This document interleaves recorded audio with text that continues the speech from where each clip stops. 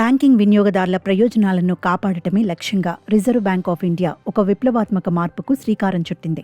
సామాన్య ఖాతాదారులు బ్యాంకు సేవల్లో ఎదుర్కొంటున్న ఇబ్బందులను వేగంగా, తక్కువ ఖర్చుతో పరిష్కరించేందుకు రిజర్వ్ బ్యాంక్ సమగ్ర అంబుడ్స్మన్ పథకం 2026ను అమల్లోకి తీసుకురావాలని నిర్ణయించింది.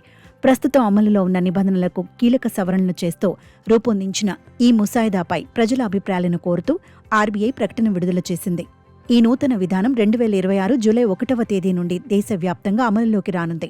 దీని ద్వారా ఫిర్యాదుల పరిష్కార ప్రక్రియ గతంలో కంటే మరింత పారదర్శకంగా, వేగవంతంగా మారుతుందని అధికారులు భావిస్తున్నారు.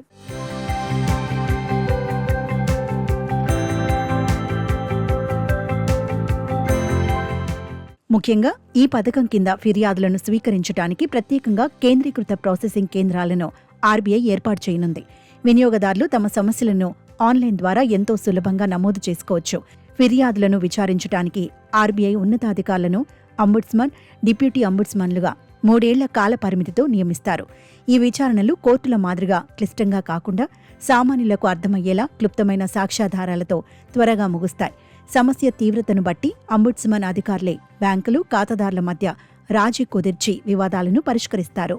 ఖాతాదారులకు కలిగే ఆర్థిక నష్టాన్ని పరిగణనలోకి తీసుకుని అంబుడ్స్మన్ గరిష్టంగా 30 లక్షల రూపాయల వరకు పరిహారం చెల్లించాలని బ్యాంకులను ఆదేశించే అధికారం కలిగి ఉంటారు. దీనికి తోడు వినియోగదారుడు పడిన ఇబ్బందులకు గాను అదనంగా మరో 3 లక్షల రూపాయల వరకు పరిహారాన్ని మంజూరు చేసే అవకాశం కూడా ఉంది. వివాదానికి సంబంధించిన మొత్తంపై ఎటువంటి గరిష్ట పరిమితి లేకపోవడం వల్ల పెద్ద మొత్తంలో జరిగే బ్యాంకింగ్ వివాదాలు కూడా ఈ పరిధిలోకి రానున్నాయి. మొత్తానికి బ్యాంకింగ్ రంగంలో జవాబుదారీతనాన్ని పెంచుతూ సామాన్యుడికి భరోసా ఇచ్చే దిశగా ఆర్బీఐ వేసిన ఈ అడుగు భవిష్యత్తులో కీలక మార్పులకు వేదిక కానుంది.